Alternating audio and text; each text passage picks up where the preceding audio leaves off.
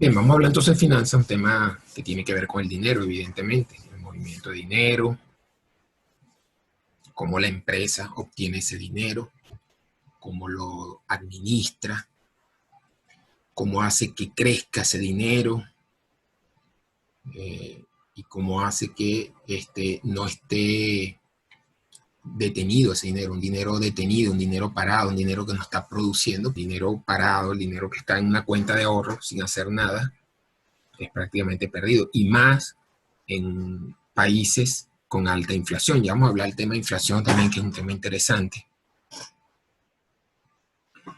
Pero entonces, no es solamente cómo obtienes dinero, digamos, a nivel de las ventas, que eso es digamos, el uso diario o las funciones diarias de la empresa, de cómo obtener ese dinero, sino también cómo obtenerlo por otros caminos. En el camino me refiero a financiarse. A veces necesitamos ampliar la empresa. Y si bien la empresa está ganando bien y va bien y paga a todos los empleados y tiene buenas ganancias, resulta que tú piensas en tu planificación de que, oye, si yo compro esta máquina determinada, voy a lograr fabricar más rápido, mejor en calidad.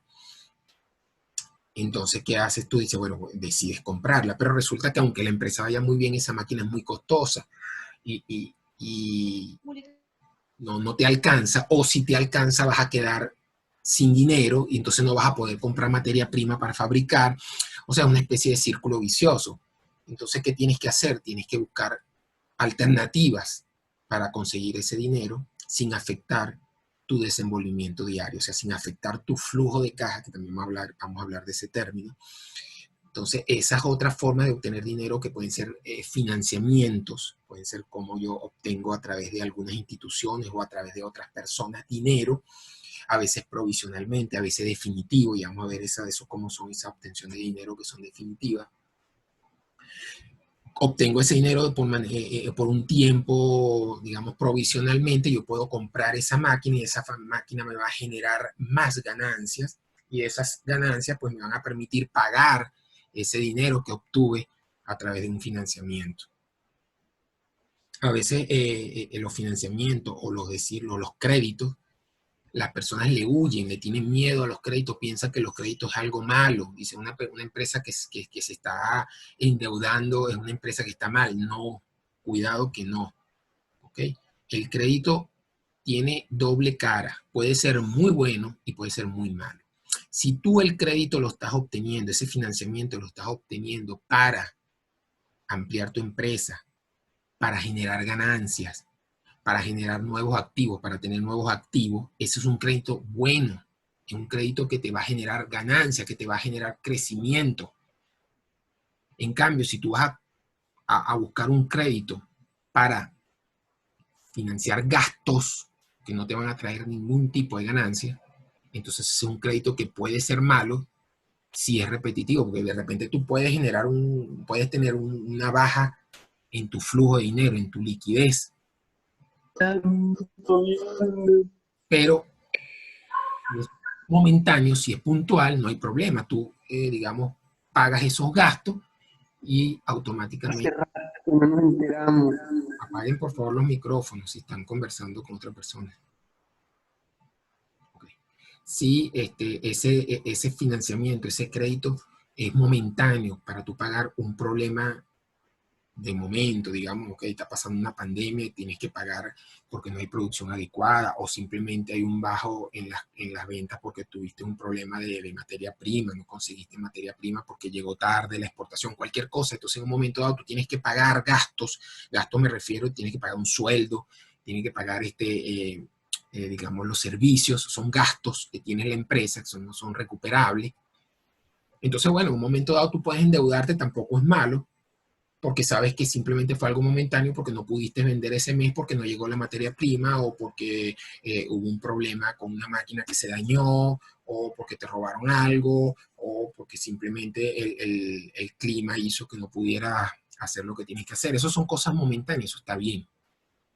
Ahora, si eso es repetitivo, tú tienes que endeudarte para pagar gastos, para pagar gastos, para pagar gastos, porque tu empresa no está generando lo adecuado, entonces es donde el crédito empieza a ser negativo porque te estás endeudando y no vas a poder recuperar eso.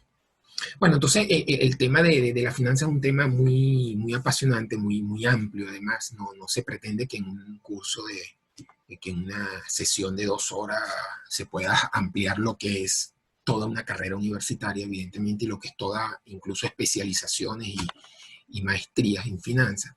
Pero como he dicho desde el principio de este curso, que lo único que se pretende con este curso es un abreboca de cada uno de los temas. O sea, es que simplemente tú tengas ese pequeño conocimiento porque tú como gerente, no es que tú seas el financiero, sino que tú vas a dirigir a las personas que se encargan de las finanzas, pero tú tienes que conocer esos lenguajes, tienes que conocer lo básico para poder entenderte con esas personas, para saber de qué están hablando y que no te metan aquella frase que le dije al principio, gato por liebre. Ok, entonces, bueno, en pocas palabras, entonces, lo que es la finanza es el manejo del dinero dentro de la organización. O sea, si tú preguntas, ¿qué es la finanza en pocas palabras? ¿Cómo manejas el dinero dentro de la organización? Claro, estamos hablando de finanzas empresariales, porque finanzas se amplía a cualquier área. Tú puedes decir, bueno, las finanzas personales, bueno, sí, también. Las finanzas personales de cada uno es cómo tú manejas el dinero, ¿no? Cada uno. Acuérdense que los temas empresariales o organizacionales que hemos visto a lo largo de este curso, todo se puede extrapolar a personal. Porque si hablamos, por ejemplo, en el caso de las finanzas, tú tienes también gastos en las finanzas, tú te financias a veces, o sea, tú pides crédito, tú vas a comprar un carro y tú pides un crédito porque no tienes el dinero para pagarlo, pero sí tienes la posibilidad de pagarlo a lo largo de un tiempo. Entonces tú pides crédito. Claro, los créditos no son gratis. El que te está prestando el dinero no te lo está prestando porque sea un amigo, al menos que, bueno, que un amigo o tu papá te quiera ayudar y te lo preste, ¿ok? Esos son casos excepcionales. Yo hablo a nivel de negocio, el que te está prestando el dinero porque va a sacar un beneficio a cambio de prestarte ese dinero, porque el dinero, como dije, detenido no hace nada.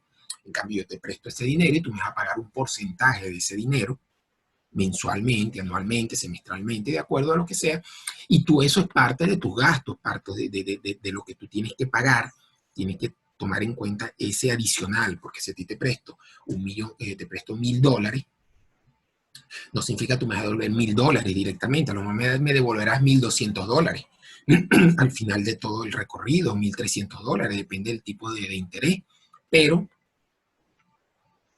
ese dinero está a lo largo del tiempo. Entonces, a lo mejor tú no tienes $1,000, pero sí puedes pagar 1,300 en un año, pero no puedes pagar 1,000 ahora, que es lo que te cuesta un carro, por decir un carro, un ejemplo, que sea lo que tú vayas a comprar. Tú resulta, yo no tengo $1,000, pero sí puedo tener $1,300 a lo largo de un año. Entonces tú dices, bueno, es negocio.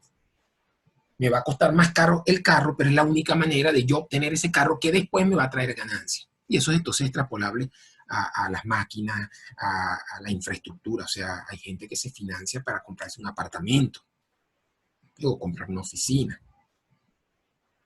Entonces, ¿cómo manejamos ese dinero? Son las finanzas dentro de la empresa. Aquí nos vamos a dirigir básicamente en lo que es la empresa, ¿no?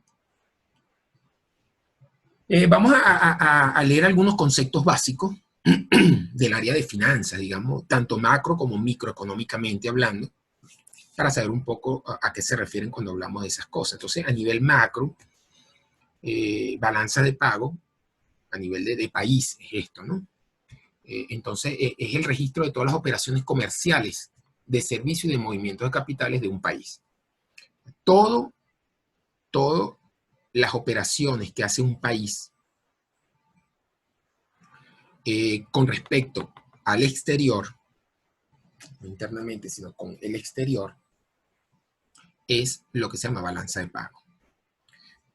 Se llama balanza porque es como que yo pongo en una balanza, en un peso, pues, y pongo todo lo que entra al país con todo lo que sale del país, como dinero.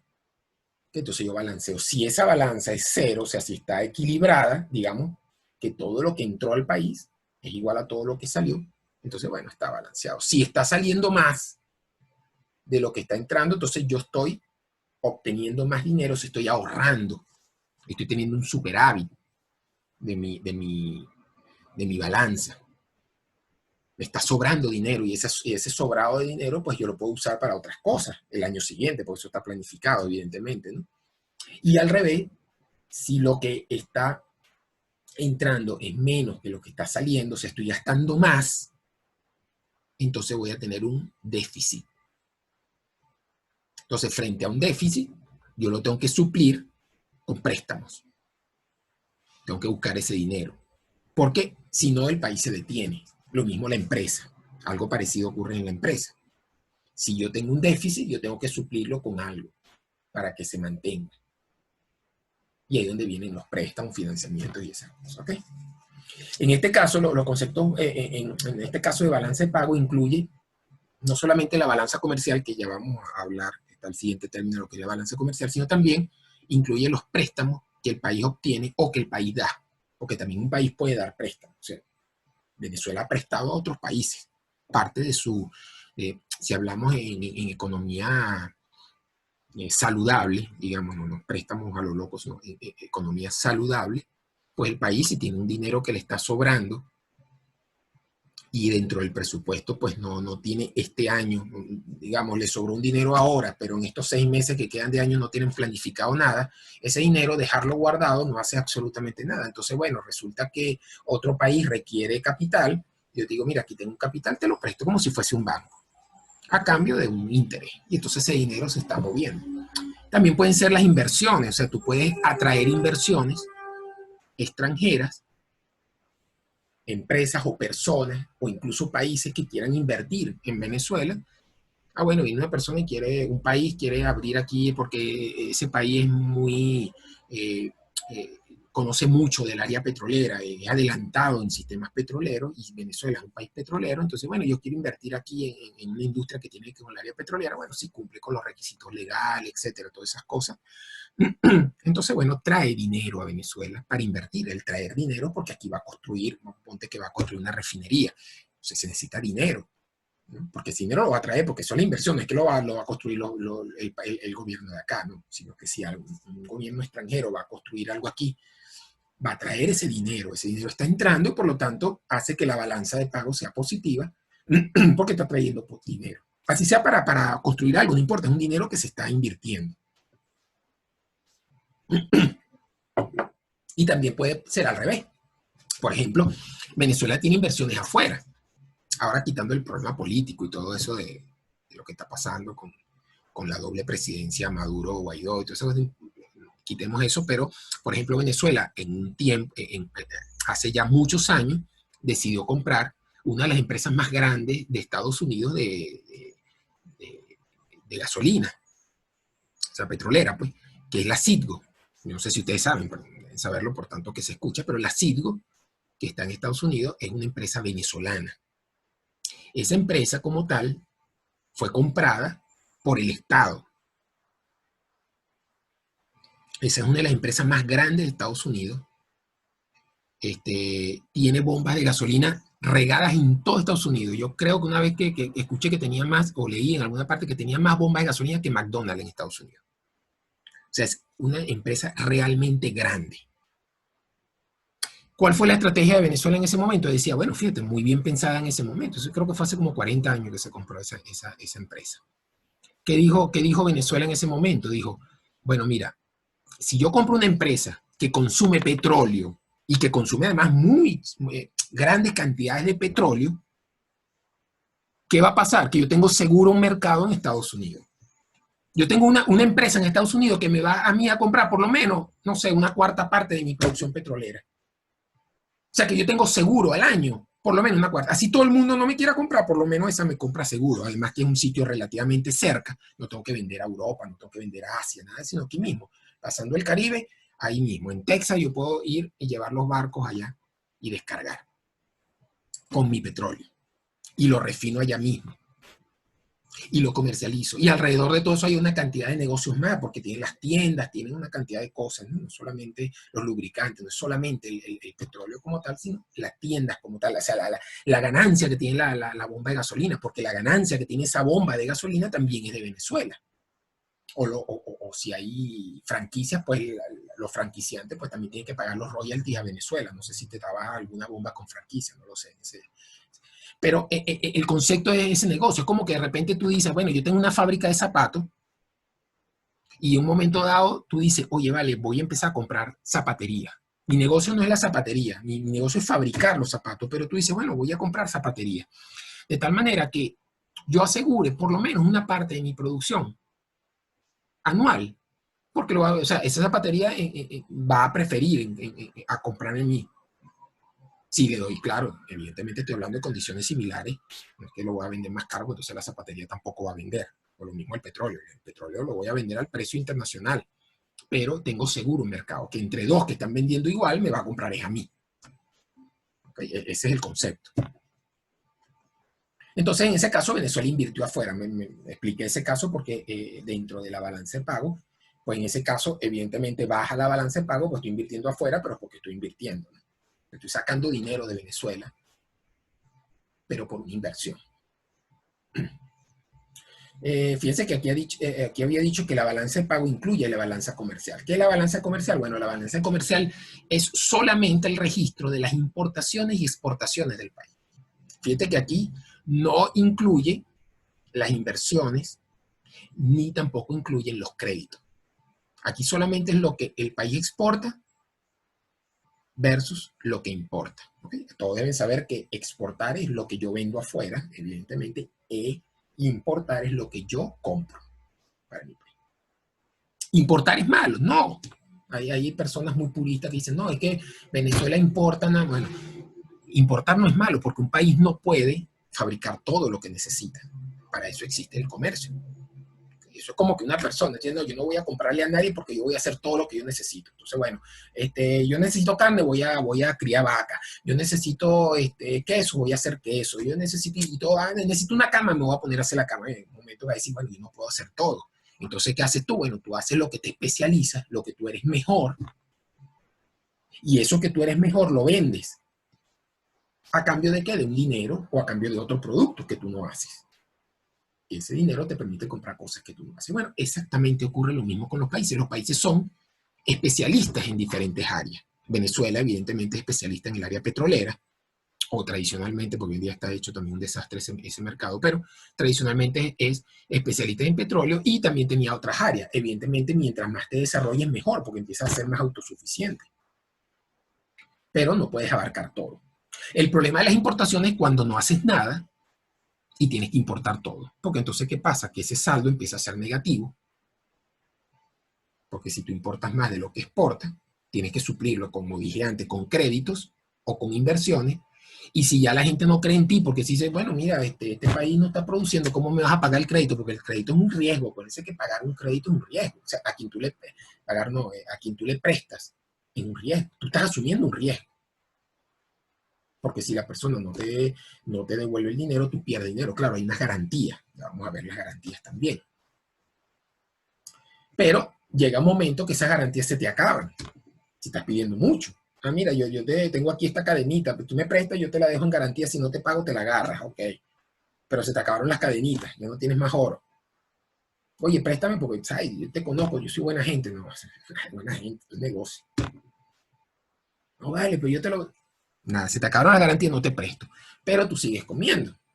Te llega un momento que ese saldo empieza a ser complicado. Por eso se tiene que producir. Por eso un país también tiene que producir. Uno de los problemas ahora que tenemos graves es que precisamente lo que nosotros éramos expertos y lo que siempre hacía, o prácticamente siempre hacía que nuestra balanza comercial fuese positiva, porque Venezuela tradicionalmente siempre tenía, o en muchos de los años, había sido positiva esa balanza comercial. O sea, siempre había sobrado dinero. ¿Por qué? Porque la producción petrolera es tan grande y es tan barato. Producir petróleo es tan barato, prácticamente todo es ganancia,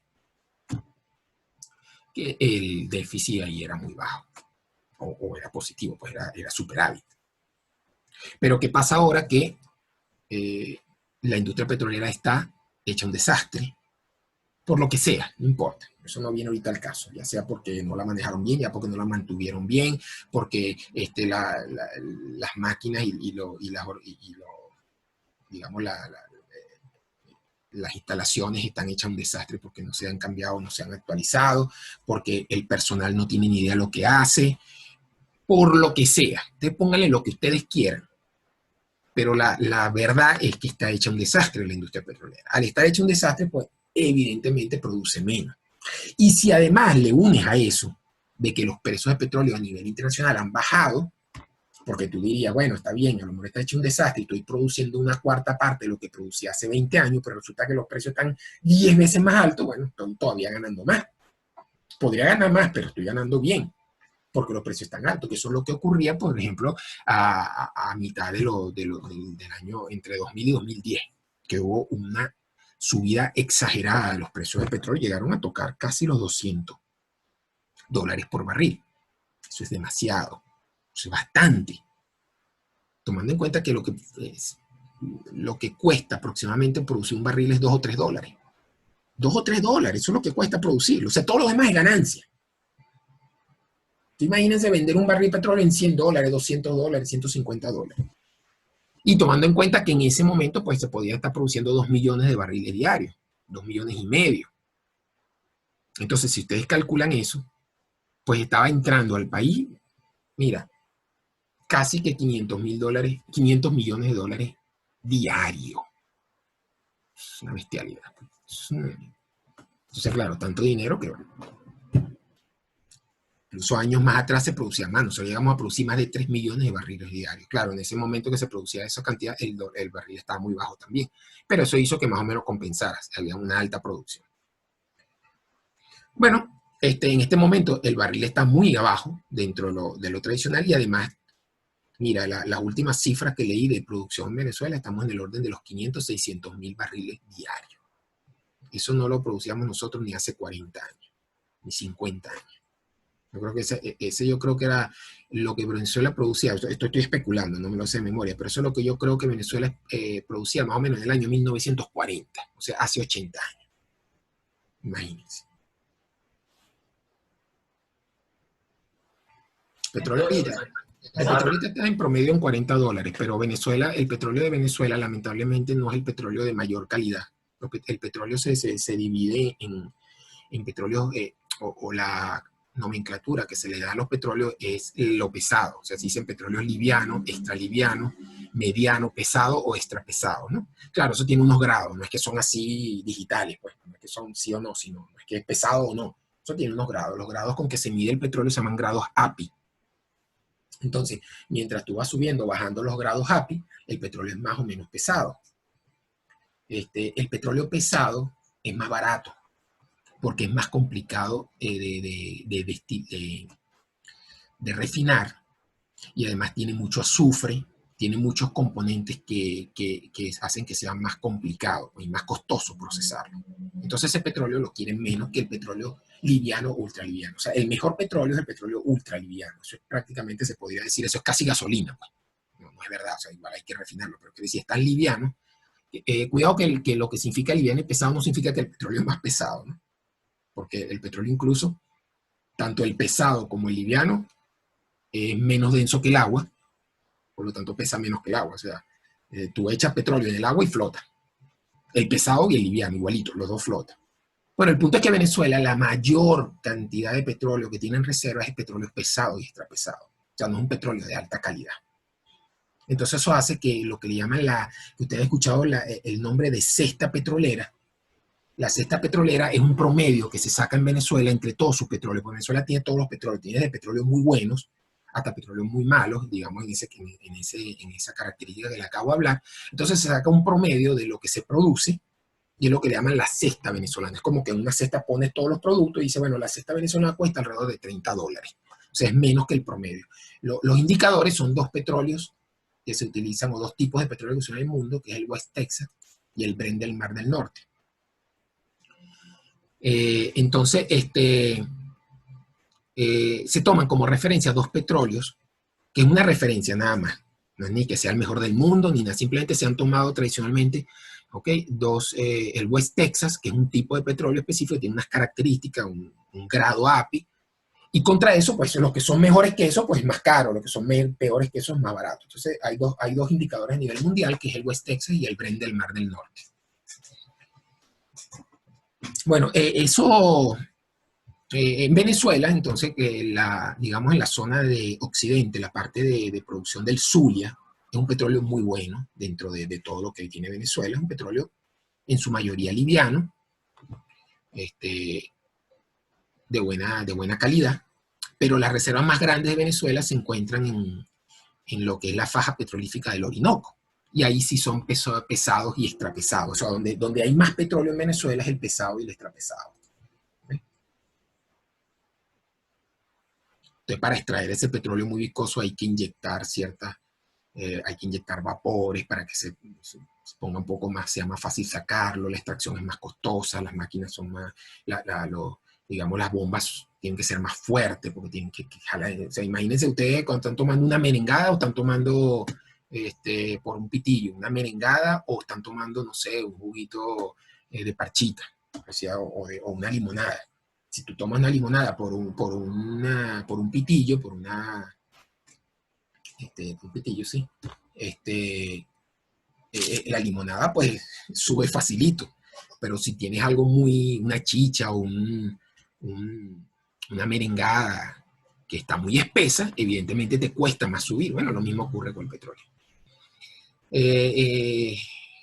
En Oriente, en la parte del sur de Oriente, que es donde están las mayores reservas, pues es un petróleo muy pesado, está pesado. Solamente hay una parte al norte de Monaga, cerca por ahí de la zona de la cueva del Guácharo, esa zona, que hay un petróleo excelente, pero son muy poquitos pozos, no hay mucho, no sé, 20, 30 pozos, muy poquitos pozos, que tiene un petróleo, creo que es el mejor de Venezuela, un grado API muy alto, sumamente liviano, o sea, está del rango de los ultra livianos.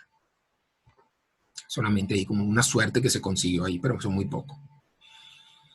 Bueno, el punto es que actualmente se está produciendo alrededor de unos 500.000 barriles diarios, que si tú lo multiplicas por lo que cuesta en promedio, lo que puede costar en promedio el barril de $30 en promedio, acuérdense que estoy sacando un promedio, ¿no? Y lo multiplicas por 500.000 barriles diarios,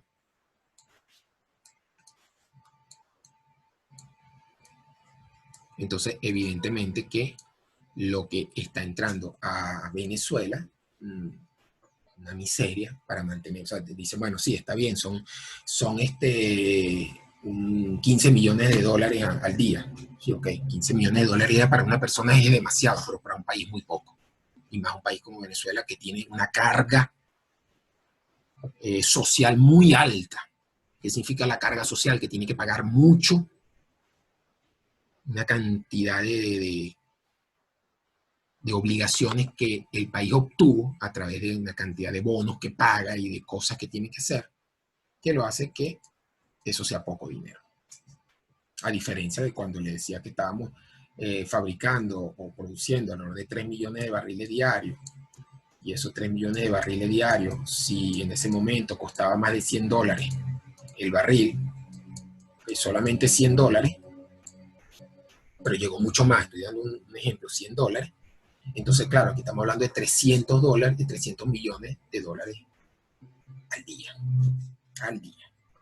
y eso solamente es petróleo, eso sin otras producciones que pueden hacer, como es la petroquímica, si estuviera bien desarrollada la petroquímica, la cantidad de cosas que puedes hacer, plásticos y fertilizantes, una cantidad de productos que salen del petróleo, sin tomar en cuenta gasolina. Si tuviéramos suficientes refinerías y bien puestas, pues podríamos producir suficiente gasolina para exportar también gasolina, y la gasolina es un producto más costoso que el petróleo, o sea, yo le agrego valor, o sea, sería mejor para Venezuela vender gasolina que vender petróleo. Entonces nosotros aquí podríamos tener muchas refinerías y agarrar el petróleo, refinarlo y venderlo como gasolina o otros combustibles más costosos, por ejemplo las gasolinas de aviones.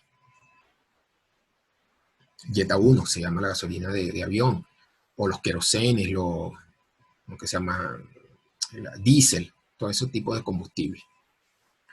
Bueno, punto triste es eso, que ahorita estamos muy bajos y entonces hace que haya déficit.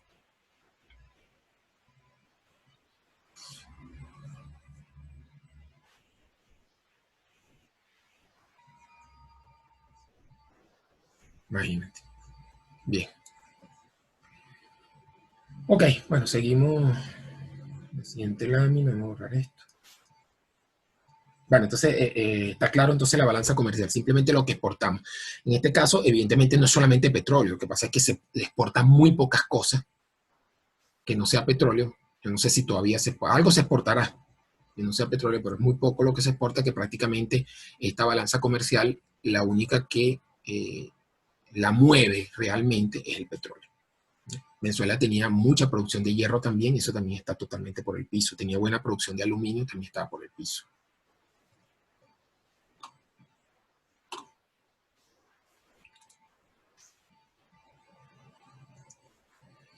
Otro indicador interesante que debemos conocer es lo que llama el Producto Interno Bruto. Entonces, en este caso, el Producto Interno Bruto es un indicador, pero en este caso es lo que se produce como productos finales. No necesariamente que lo hayas exportado como tal, sino que simplemente lo que tú produces, pero se refiere a producto final.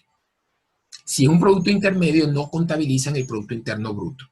Tiene que ser un producto terminado. O sea, ¿qué significa? Por ejemplo, si yo estoy fabricando cueros, ese cuero que va a la industria del calzado, lo que se va a usar en zapatos, no se va a contabilizar la producción esa de cuero, porque ahí el cuero no está funcionando como un producto final, sino que es parte de un producto final que es el zapato. Entonces, cuando esté listo el zapato, lo que cuesta el zapato, entonces se contabiliza como el Producto Interno Bruto. El petróleo, por ejemplo, puede tener la doble. Ahora sí, quiero para terminar el ejemplo, si agarro ese cuero y parte de ese cuero que fabrico, si lo vendo a otro país, lo exporto, ya deja de estar en Venezuela como tal. Eso sí es un producto final. Ahí el cuero sí pasa a ser parte del Producto Interno Bruto porque ya no está en Venezuela, ya yo lo vendí. Lo mismo puede ocurrir con el petróleo. El petróleo, una parte puede influir en el Producto Interno Bruto, pero una parte que se es para fabricar gasolina, aquí en Venezuela, aquí mismo en Venezuela, que no que lo fabrican la gasolina fuera, porque si ya lo vendí, como dije, el producto ya fuera del país ya se contabiliza. Pero si parte de ese petróleo se va a la refinería, pues el producto final es la gasolina. Entonces se contabiliza eso porque además vale más esa gasolina porque tiene valor agregado. Y eso mide la riqueza de un país. Si tú, por ejemplo, vas a invertir en otro país, una de las primeras cosas, cuidado que no es solamente la única, ¿no?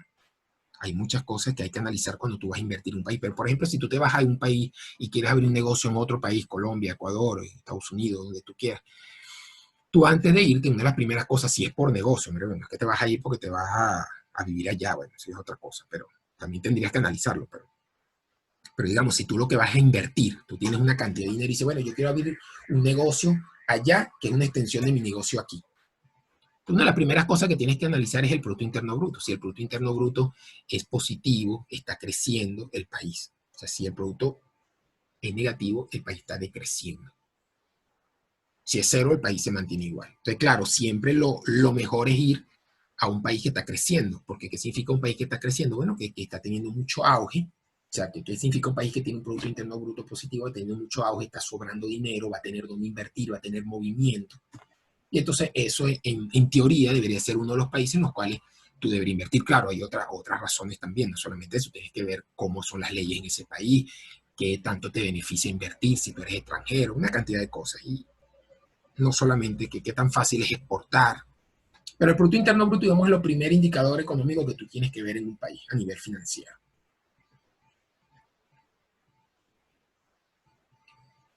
La inflación, el tema interesante de la inflación, especialmente para nosotros la conocemos muy bien. Tú de repente trata de explicar esto en un país, no sé, como Suecia, Noruega. Trata de explicar qué es una inflación a ellos, eso va a ser complicado. Es complicado explicarle a una persona común y corriente qué es inflación. Porque de repente han tenido inflación de 1% en 10 años o anual, pues el 1%. O sea, imagínate, lo que te valía $100, de repente ahorita te vale 101. Te das cuenta. Pero nosotros sí lo hemos vivido de verdad, lo que es una inflación, de lo que es más allá de la inflación, lo que se llama hiperinflación. Hiperinflación. Pero hay que bien entender qué es inflación de lo que es subidas de precio. Porque a veces una subida de precio no significa inflación. Inflación se refiere cuando el incremento es sostenido en el tiempo. O sea, si yo tengo algo así, si yo tengo el tiempo y el dinero, y si yo veo una curva de precio de algo, digamos que esto es el precio, dice el precio de, perdón, el precio de la harina. Entonces tú empiezas a sacar ese precio de la harina y tú ves que ese precio de la harina es así. Y tú ves que la tendencia es muy clara. Aquí hay inflación. Porque a través del tiempo, durante periodos, que tú puedes ir tomando, tú te das cuenta que hay cambios constantes, aproximadamente constantes. Evidentemente la economía no es perfecta en ese aspecto, ¿no? Pero aquí está claramente definida una tendencia. En cambio, si de repente tú dices, tú tienes algo así,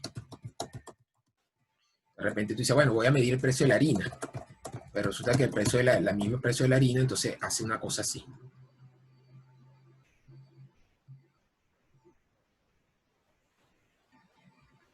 Entonces, claro, si tú agarras y tú dices, te cierras y tú mides esto y dices, aquí hay inflación. Sí, pero que tienes que verlo en su contexto completo. Aquí no hay inflación como tal. Estos son cosas estacionarias. Por ejemplo, por darle un ejemplo muy claro. En Venezuela, entre enero y febrero es aproximadamente la época de tomates. Hay otra época en esta época, más o menos, no, un poquito más, como por ahí por agosto. Hay otra época, pero la principal, digamos, fuerte de producción de tomates en Venezuela, por los climas, por la forma de ser del país, cuando más se produce tomate es entre enero y febrero. Entonces, si tú ves la curva de los tomates, si esto es enero y esto es febrero, y así sucede, tú vas a ver que de repente la curva viene como así.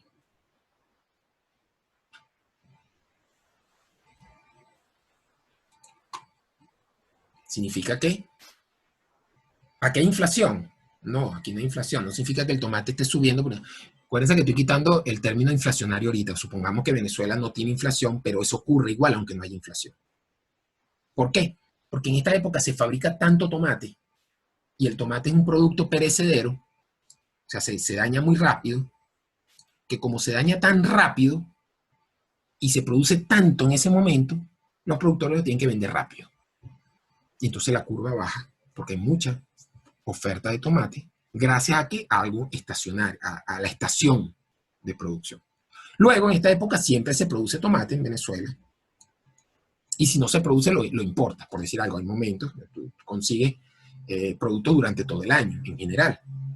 Pero de repente, si este tomate no lo fabrica porque son países, hay países. Entonces, me estaba diciendo que si entonces la producción de tomate, que en algunas épocas no se fabrica, porque vamos a suponer que, aquí estoy dando el ejemplo de Venezuela, pero puede ser que en países donde hay 4 estaciones, entonces en la época que congela no puedes sembrar absolutamente nada, bueno, pero tú necesitas bienes y servicios, servicios bienes, esos bienes que sí lo fabrican de repente en los países del sur, que en ese momento están en verano, primavera o en verano, entonces ahí es cuando tú importas, pero claro, el importado va a salir más caro, entonces en esta época, ya sea porque hay poca producción, en Venezuela todo el año hay producción, pero es menos, por las mismas condiciones, al haber menos producción o producción importada, hace que el precio sea más caro. Pero en la siguiente estación volverá a bajar. Entonces, cuando hablamos de inflación, no se refiere a esto como tal. No se refiere a este tipo de cambio de dinero, cambio de precio. Tenemos que estar claro entonces lo que representa la inflación. Evidentemente nosotros hemos vivido inflación y hay varias razones por las que existe la inflación.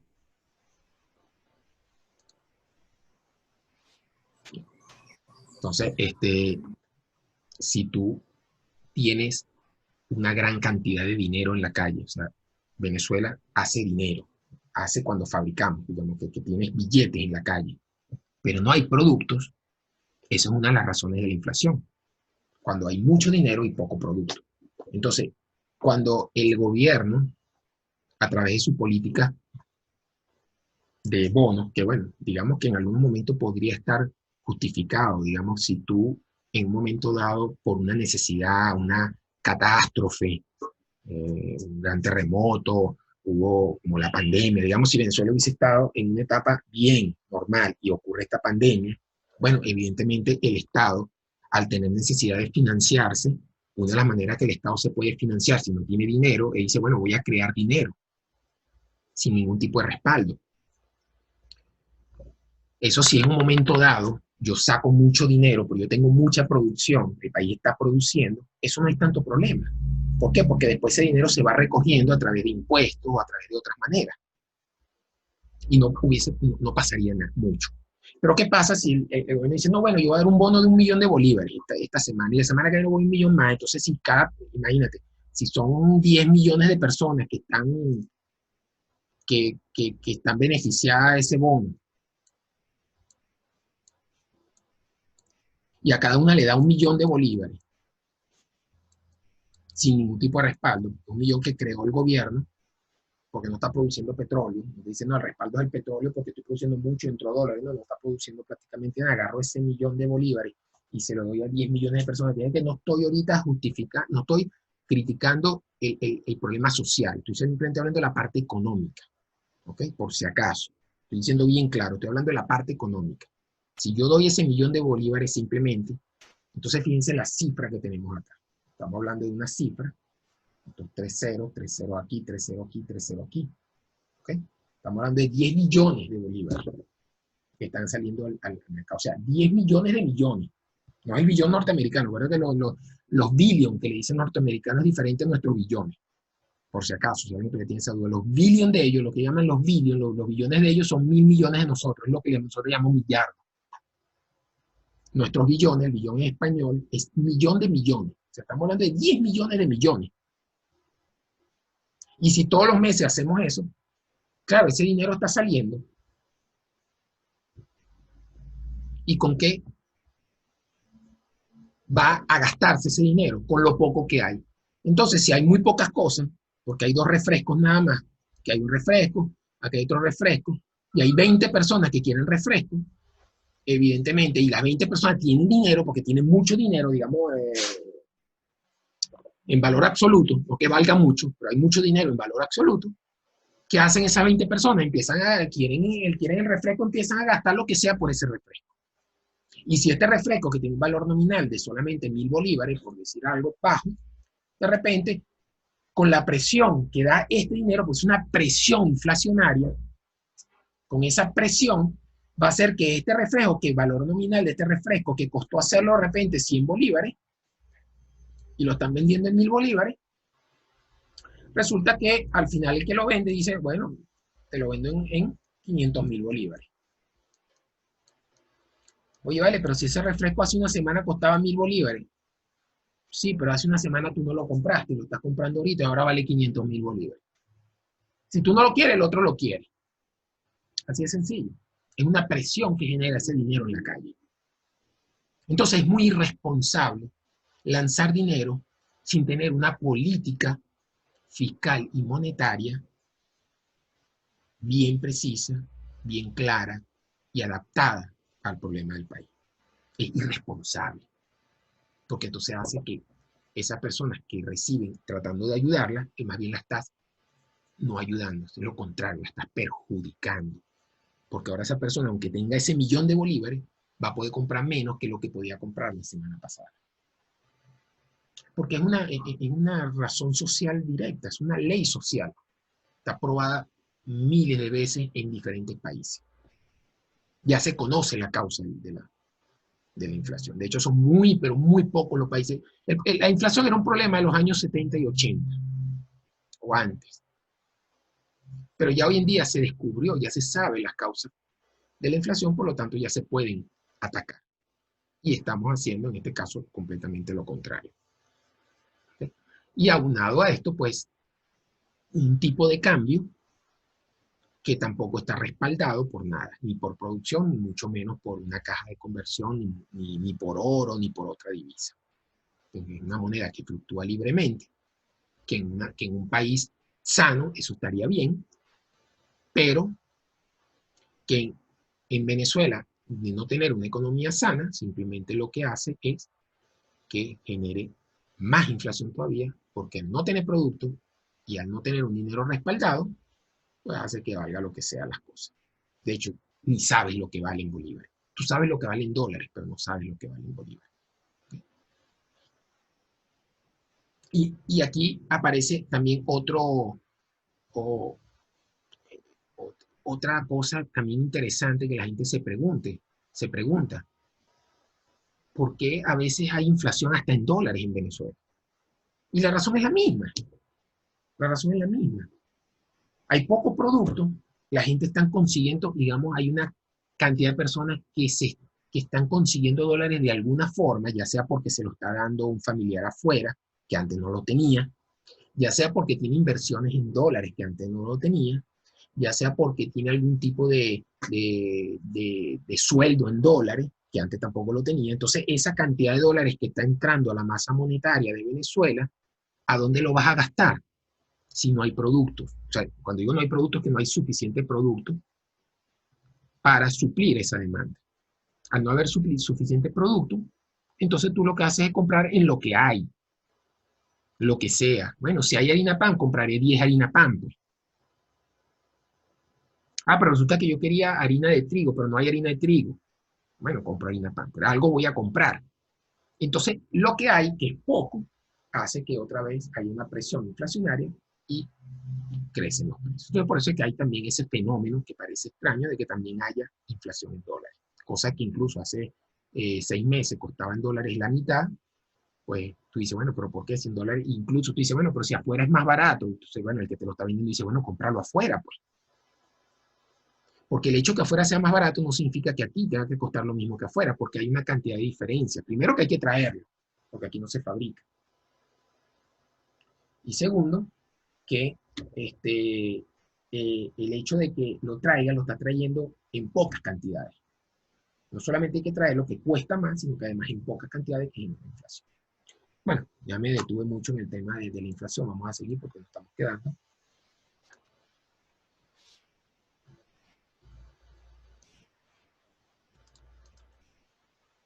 Ahora, una empresa necesita financiarse, porque como dije antes, no siempre tiene el dinero para pagar ciertas cosas. Entiendan bien, una empresa que necesita financiarse no significa que la empresa esté mal, ya lo dije al principio, pero lo repito, hago énfasis, porque muchas empresas, incluso empresas muy grandes, se financian, empresas sólidas. De repente ves que Polar se financia, una empresa muy sólida como Polar. En muchos momentos tú has visto que Polar se financia. Porque ¿qué pasa? Que muchas veces no se dispone de la liquidez. ¿Qué es la liquidez? La liquidez es la capacidad de tener dinero, de disponer de dinero. Eso es la liquidez, también es un término financiero. Cuando se habla de liquidez, una empresa que tiene mucha liquidez es que tiene una capacidad de dinero en efectivo alta.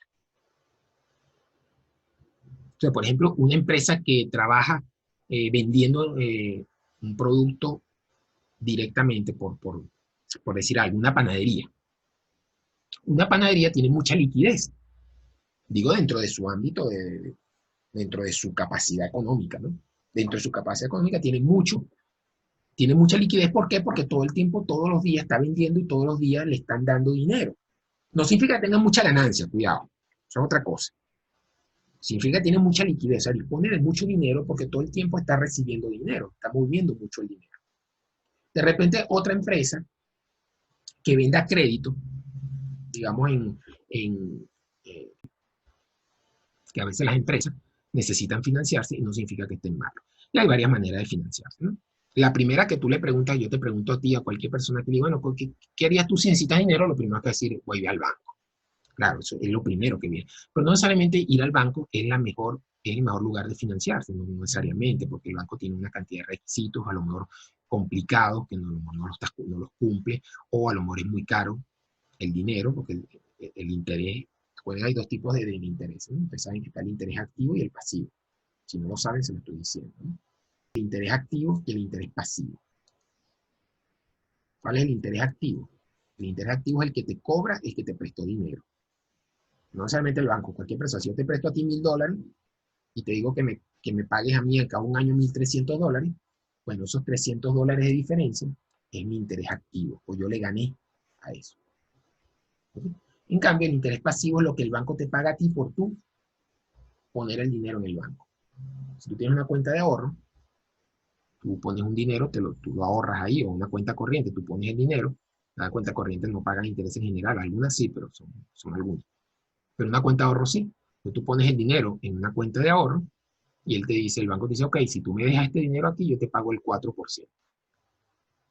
¿Y qué hace el banco con ese dinero que tú le estás poniendo ahí? Bueno, el banco agarra ese dinero, no lo va a dejar guardado en la caja fuerte, ¿no? Ese dinero que tú pusiste ahí en el banco y que el banco te va a dar, ese dinero lo va a prestar a otra persona.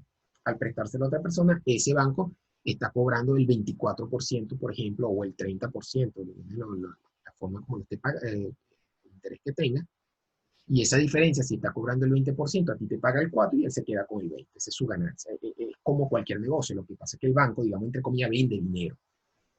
Vende dinero. O sea, el servicio es, yo te vendo este dinero a cambio de un precio y ya. Claro, no es el concepto de venta exacto. Es un ejemplo, no es nada. Y entonces, esos son los dos tipos de intereses. Bueno, muchas veces el banco es el que tiene los intereses activos más altos. Pero bueno, el banco es la primera institución, pues digamos, que financia como tal, ¿no? Hay diferentes tipos de préstamos. Y estos préstamos, pues, de acuerdo a la garantía, están estos 4 tipos, de acuerdo a la garantía. O sea, la clasificación esta es de acuerdo a la garantía. La garantía es cómo tú vas a asegurar al banco de que yo te voy a pagar eso, de que tú vas a pagar eso.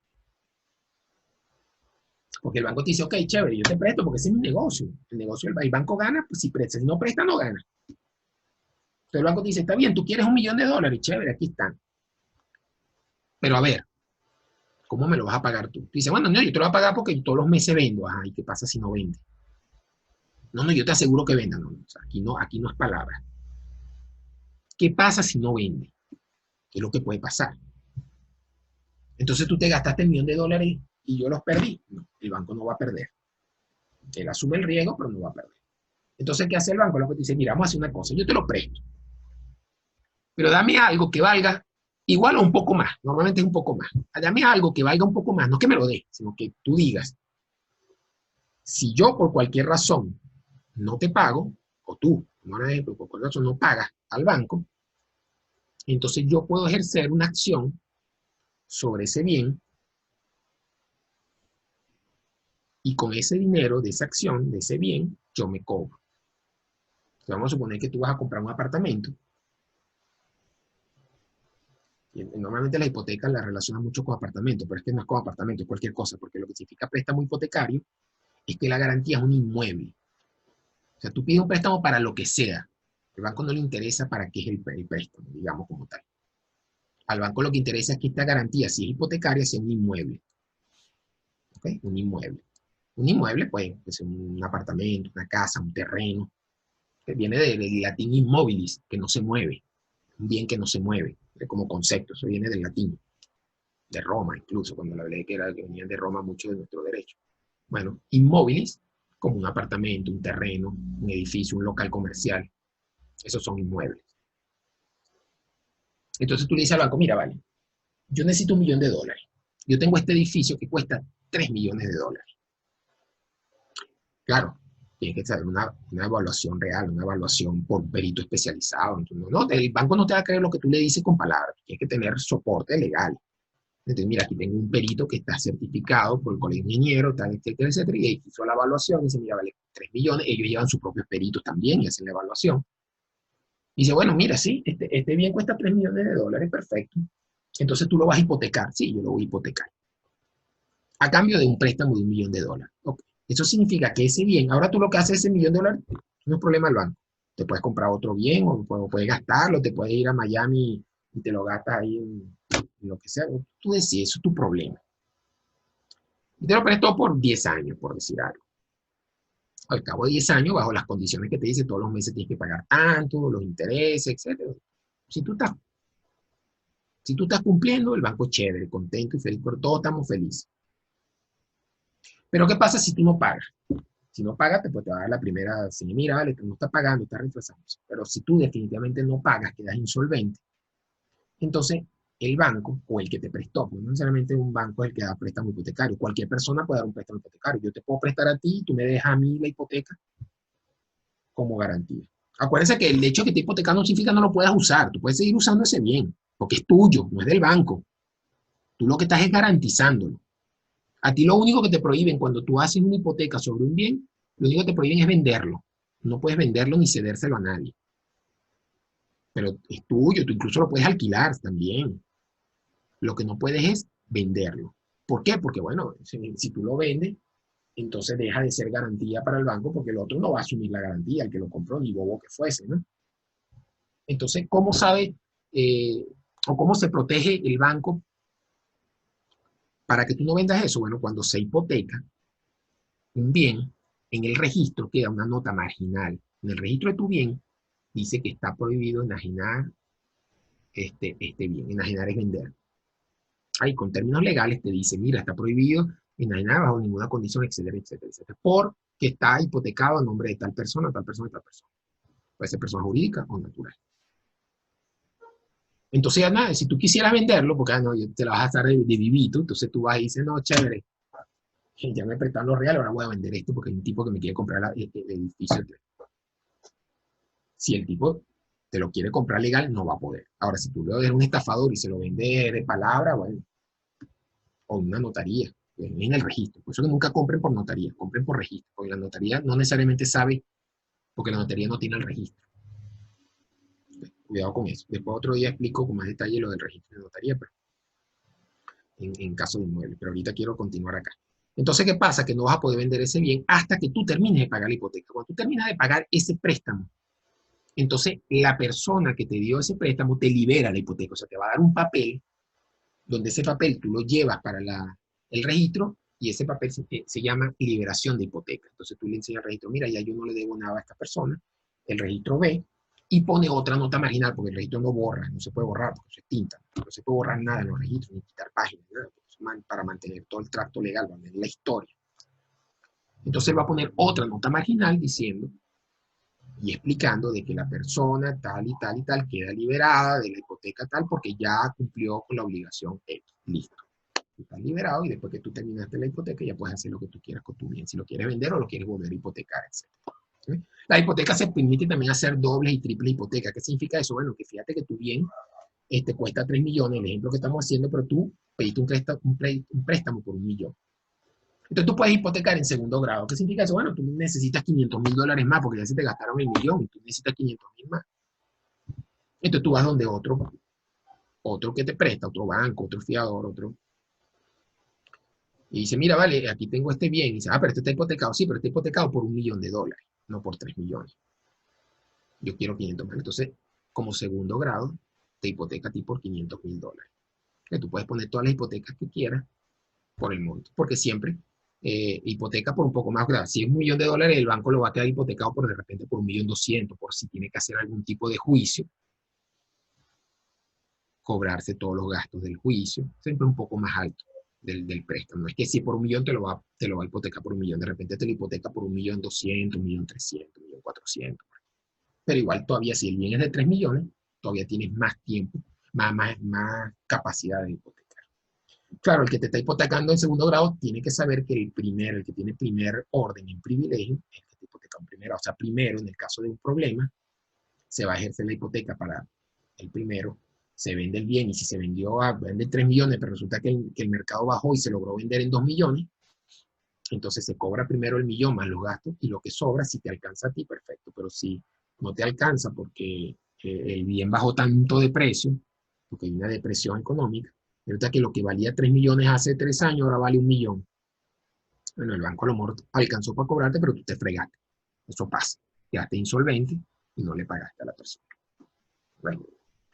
Bien, en el caso de los prendatarios es exactamente lo mismo lo que expliqué. Igualito. Lo único que aquí es para bienes muebles. Aquí puede ser un carro, por ejemplo. Es otro tipo de garantía. Viene la palabra móviles, que se mueve, pues es un carro, por ejemplo. Tienes un carro y dice, bueno, necesito un préstamo. Y va, bueno, ¿qué voy a dejar en garantía? Bueno, voy a dejar en garantía esto. Es una garantía, eso actúa como prenda. El carro es una prenda. La prenda es una garantía de un bien mueble.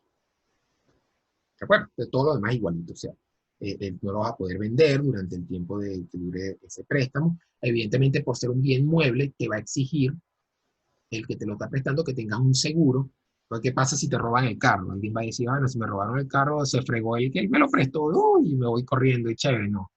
Tampoco va a perder, tampoco es bobo. Te va a decir, bueno, chévere, yo te presto a cambio del carro. El carro lo vas a poder seguir usando tú, pero como el carro, un bien mueble en general, es riesgoso, porque pasa que te lo roben, puede ser que lo choques, se dañe, lo que sea. Entonces yo lo que quiero es que tú lo asegures, pero a nombre mío. O sea, si el carro lo roban, no te van a pagar a ti, sino a mí. O sea, yo soy el primer beneficiario. Claro, hay que entender que no es todo el monto. Si el carro cuesta $20,000 y tú pediste solamente 10,000, aunque el beneficiario es él se va a cobrar solamente el préstamo y el resto es para ti. porque es tuyo. O sea, tú no vas a agarrarte ese dinero completo. ¿Ok? Dime, Tito. Profe, una pregunta. ¿Y qué pasa por lo menos si yo pido un crédito de $20.000 y tengo un carro último modelo que cuesta 30.000? ¿Qué pasa si el crédito está a 5 años y ese carro se devalúa y yo dejo de pagar?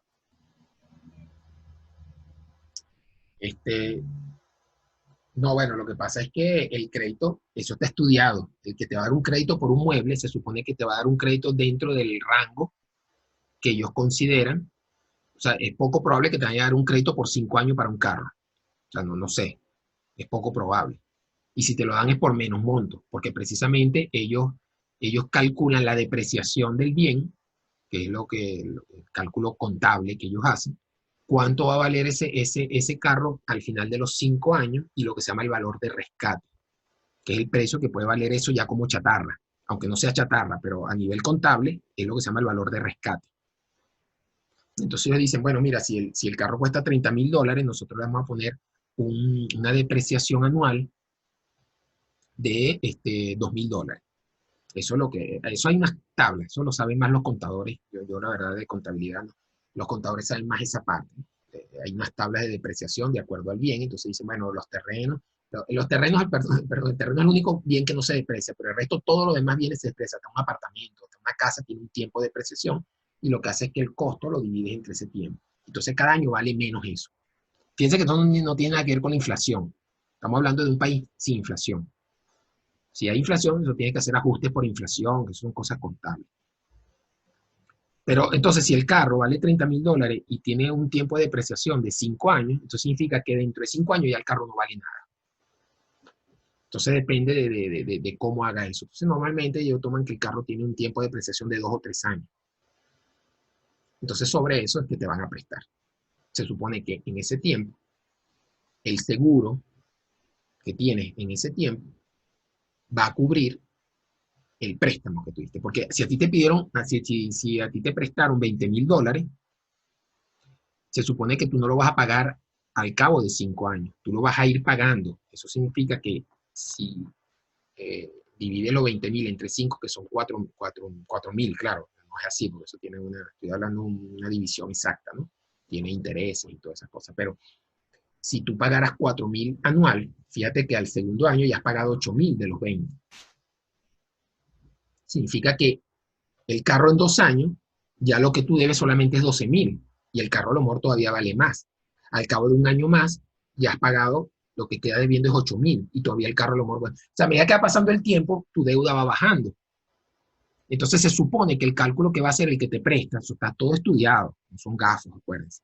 El cálculo que va a hacer es que lo que tú vas a ir debiendo, lo que te va quedando la deuda, siempre tiene que ser menos de lo que tiene el valor de depreciación o de rescate del vehículo, en ese caso. Si no, no lo van a hacer porque sería un préstamo de alto riesgo. O si lo hacen, te van a poner intereses muy altos. Eso también son los préstamos de riesgo. De repente un prestamista, que es tú que cobran una bestialidad, y dice, ah, bueno, yo te lo presto, está bien. Pero sabes que tú al cabo del año pagaste 3 veces el carro de interés. Pero bueno, gente que está desesperada, necesita un dinero urgente, pues hacen eso, pero es una locura. ¿Ok? Gracias, ¿Entendí? profe. Sí. Luego el tercer grupo de préstamos, dentro de esto se llaman los préstamos quirografarios. Los préstamos quirografarios son préstamos que no están garantizados por nada en particular, sino por todos tus bienes. O sea, en caso de un problema que tú no prestas eso, tú no pagas eso, entonces ellos te demandan, como todo tiene que ser a través de un tribunal, no es que yo agarro el bien, cuidado, la hipoteca no es que el bien está en mi hipoteca, yo agarro el apartamento es mío, no, yo tengo que hacer una demanda de que tú no me pagaste el dinero, el tribunal ve las pruebas y después de que sale la sentencia a tu favor, el tribunal remata el bien, te paga lo que te debe a ti y el resto se lo da al dueño, en todos los casos. Bueno, el caso de los quirografarios es con cualquier bien que tú tengas. Tú haces un balance de lo que tú tienes. Mira, yo tengo una moto, tengo una casa, pero no lo estás poniendo específicamente, ¿no? Bueno, yo tengo unos muebles de cuarto, tengo una nevera, tú haces todo un inventario, eso es todo tu bien, es lo que se llama el balance general de la persona. Lo que debes y lo que no, y lo que tienes, o sea, activos, pasivos. Tú haces tu balance personal y se lo presentas al banco al que te lo está prestando. Y dice, mira, estos son mis bienes. Claro, el préstamo Quirografario es muy riesgoso porque ahí sí tú puedes vender todo y te quedas insolvente. Entonces, claro, no es muy común hacer ese tipo de préstamo. Pero, por ejemplo, un préstamo quirografario que hace el banco es el de la tarjeta de crédito. Fíjate que la tarjeta de crédito muchas veces no te piden, a veces piden un fiador, que es el último, pero a veces no piden ni fiador. Entonces, en caso de que tú no pagues la tarjeta de crédito, entonces si el banco quisiera ejercer una acción contra ti, tiene que ser contra tus bienes en general. Pero no en especial nada, sino si tú ganas el juicio, llega el tribunal a tu casa y te embarga bienes. Te quita, entre comillas, bienes y dice, mira, aquí hay una máquina aquí hay una computadora. Ah, bueno, mira, esta computadora cuesta $400. Aquí hay una nevera. Bueno, esta nevera cuesta $200 y va sumando. Que ya con esto tenemos todo para tu pago y se va. Te embargaron esos bienes. Pero ¿qué pasa si tú llegas al sitio y resulta que no hay nada? Está tu casa vacía. Mira, ¿qué pasó? Nada, tuve que vender todo para vivir. Quedarte insolvente. Y no te pueden cobrar nada. Si no tienes dinero, ¿cómo te van a cobrar? Pues estará ahí esa deuda hasta que prescriba. Pasarán 10 años, no sé, depende del tipo de deuda, porque hay deudas que prescriben en diferentes tiempos. Y si dentro de ese tiempo tú logras conseguir algo de dinero y él se entera tu deudor o tienes algo, resulta que ese tiempo te compraste un carro, ¡pah! Y él se enteró tú de tu acreedor, va y mira, el tribunal, mira, este se compró un carro, van y te embargan el carro, porque ya tienes algo. Pero si al cabo de ese tiempo que prescribe la deuda, digamos que sean 10 años, 5 años, depende de la deuda, hay deudas que prescriben 2 años. Si pasó ese tiempo y no pagaste, pues te liberaste de la deuda. Ya más nunca puedes ir contra ti. Y el último préstamo es el avalado por un fiador, una persona que va como a suplirte las espaldas. Dice, mira, yo quiero un crédito, pero se lo cobras a él si yo te puedo pagar. Es un fiador. Un fiador no es que él te lo va a pagar, sino que él, en caso de que tú no puedas, claro, siempre vamos a partir de la buena fe, que tú estás pidiendo un crédito para pagarlo, no para estafar. Entonces, si partimos de la buena fe, tú dices, bueno, sí, yo te estoy pidiendo un crédito. Ah, pero ¿cómo me lo garantizas? No, mira, yo no te lo puedo garantizar, o no tengo cómo garantizarlo, pero esta persona que sí tiene mucho dinero, por ejemplo, y esta persona te va a dar igual, te va a dar su referencia y todo su balance, y dice, mira, esta persona va a velar por mí. Si yo no te lo pago, entonces tú vas contra él.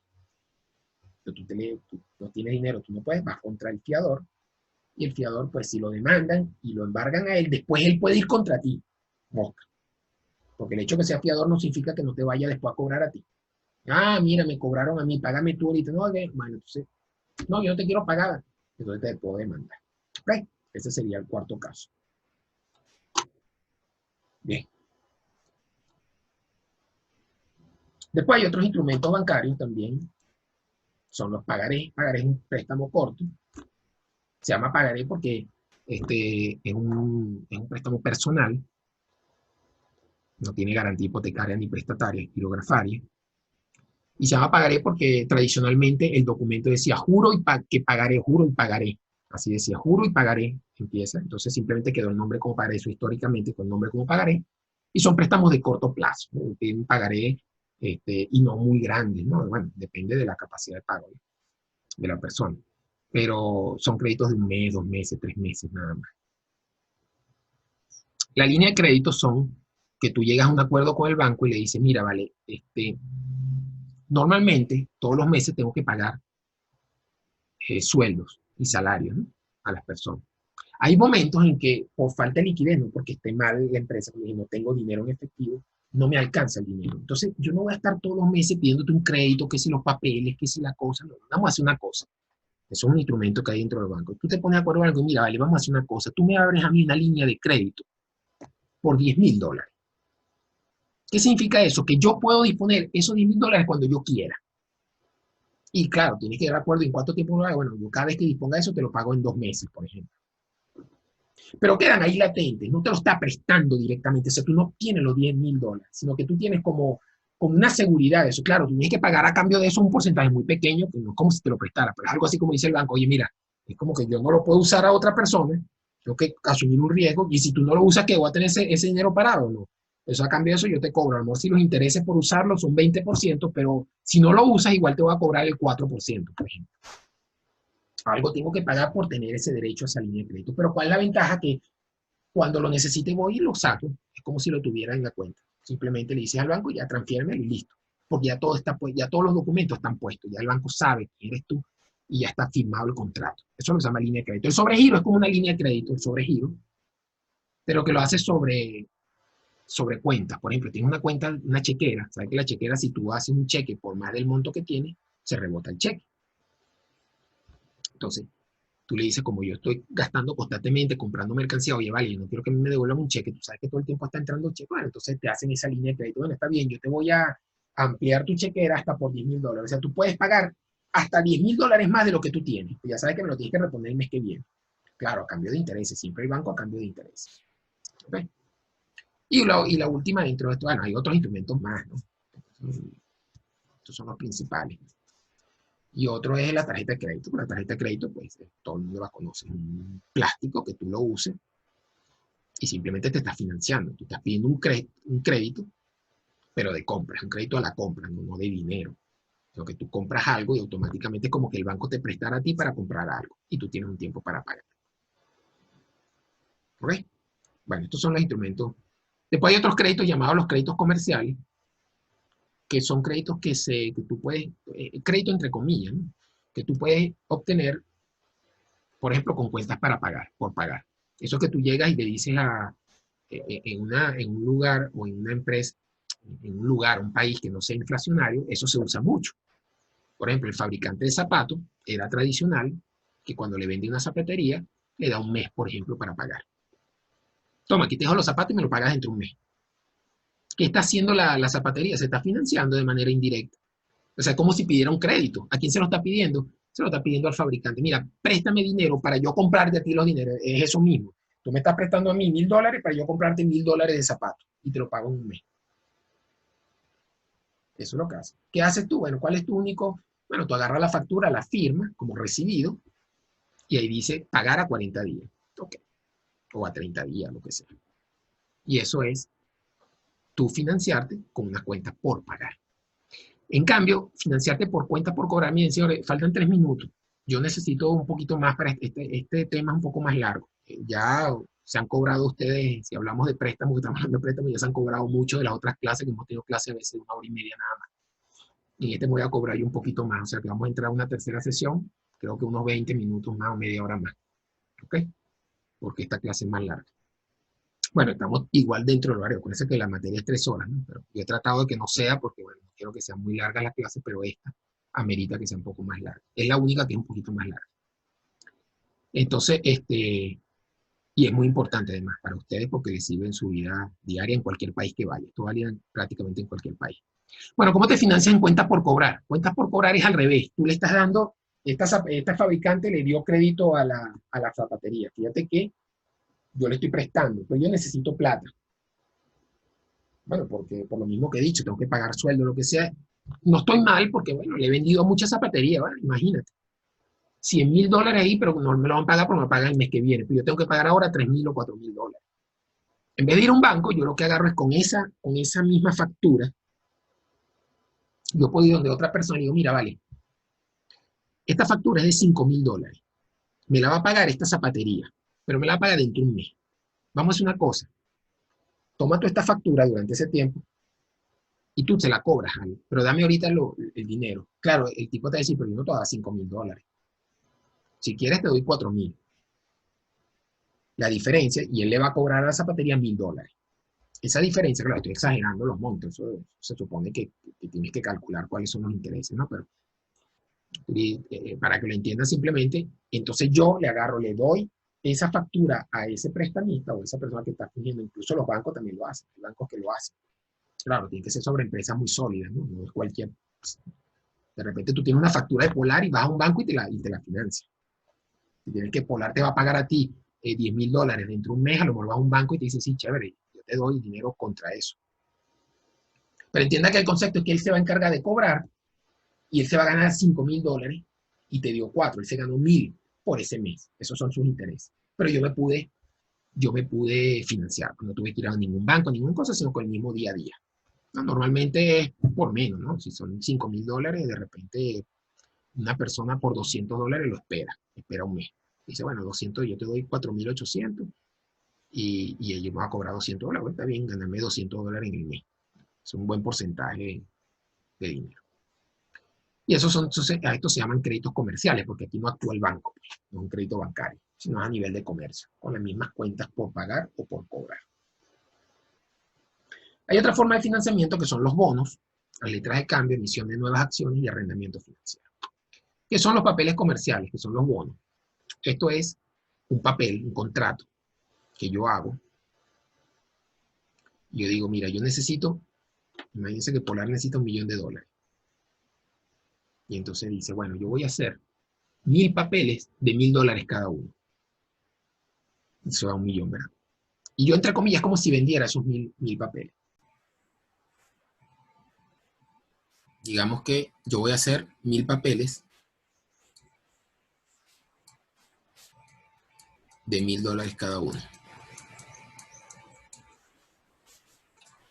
Y entonces, puede ser, por ejemplo, Polar, una empresa reconocida, lo que sea, ¿no? Dice, bueno, yo necesito $1.000.000, pero en vez de ir al banco que me va a cobrar mucho, por ese $1.000.000, yo agarro y digo, mira, voy a hacer estos 1.000 papeles. Esos 1.000 papeles son como 1.000 contratos, que yo como que los vendo.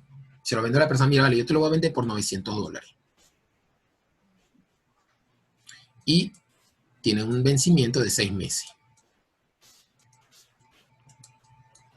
Claro, hay muchas maneras. Unos son por valor así, otros son por porcentaje de pago, unos se pagan mensualmente, o se pagan total al final. Hay muchas maneras. Yo estoy hablando en general lo que es un bono, porque no vamos a entrar en mucho detalle, porque no hay mucho tiempo.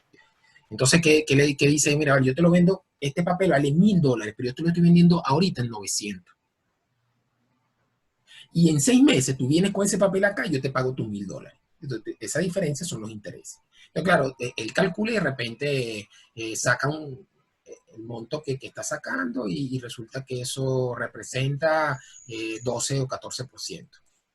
No es que sea este monto, acuérdate que estoy inventando los montos. Digo que supón que lo que te da es 14% de ganancia. Ok, yo estoy pagando por ese crédito 14%, yo como Polar. Si hubiese ido al banco, de repente el banco me cobra 20%. Entonces, ¿qué pasó? Que yo tuve un crédito más barato y por otra parte, el que está prestando dice, oye, qué bueno, me está pagando 14%. Si yo lo hubiese puesto en el banco nada más me va a pagar a mí 4%. Entonces, ambos salen beneficiados. Sale tanto beneficiado el que necesita el dinero porque le está saliendo más barato y el que lo está prestando porque le está saliendo mejor, o sea, está cobrando más alto. Entonces, los dos salen beneficiados. Y lo hacen, muchas veces son papeles donde la persona puede accesar, o sea, $1.000, $500, son bonos. El Estado también lo hace, hay bonos del Estado. El Estado cuando necesita dinero lo hace. Además, esa es una medida de cómo está el país. Si esos bonos suben, o sea, si por ejemplo el bono es a 20 años y dice que en 20 años te va a pagar $1.000, pero hoy en día te dice alguien, faltan 5 años y como el país está medio raro, yo te doy $400, pues, oye, vale, pero sale 1.000, bueno, si quieres te doy 400 y no sé qué va a pasar de aquí 5 años con ese país. Y entonces ahí los bonos bajan. Significa que el país está, cuando los bonos bajan es que el país le está pasando algo. En vez cuando hay mucha confianza y el bono sube, entonces es que el país, oye, va bien, entonces la gente quiere esos bonos porque seguro le van a pagar. Dime, Tito. Profesor, y en caso de que la empresa o el Estado incurra en el incumplimiento del pago del bono a su vencimiento, ¿yo puedo proceder legalmente contra esa compañía o contra el... Sí. Sí, lo que pasa es que el caso de los bonos del Estado son mejores en el sentido de que el país no quiebra como tal, pero una empresa sí puede quebrar. Y si quiebra y queda insolvente, tú puedes quedar sin cobrarte. Esos son los riesgos. Evidentemente en toda inversión hay riesgo. En caso del Estado hay menos probabilidad porque el Estado no quiebra. Lo que puede estar es quedar insolvente, pero en algún momento te lo pagará. Que es lo que entrar en default. Default es cuando un Estado entra en retraso, que no paga. Y entonces, bueno, hay una serie de mecanismos. Claro, también a los Estados los puedes embargar con los bienes que tiene el Estado. Pero sí, tú tienes acciones contra ellos. ¿Ok? Si no pagan. Bien. Entonces, estos son los bonos. Claro, hay empresas que se encargan de decir qué tan seguro es, que es lo que se llaman las calificadoras de riesgo. Entonces, cuando tú vas a comprar un bono, antes se veía mucho, hoy en día se ve poco en los periódicos.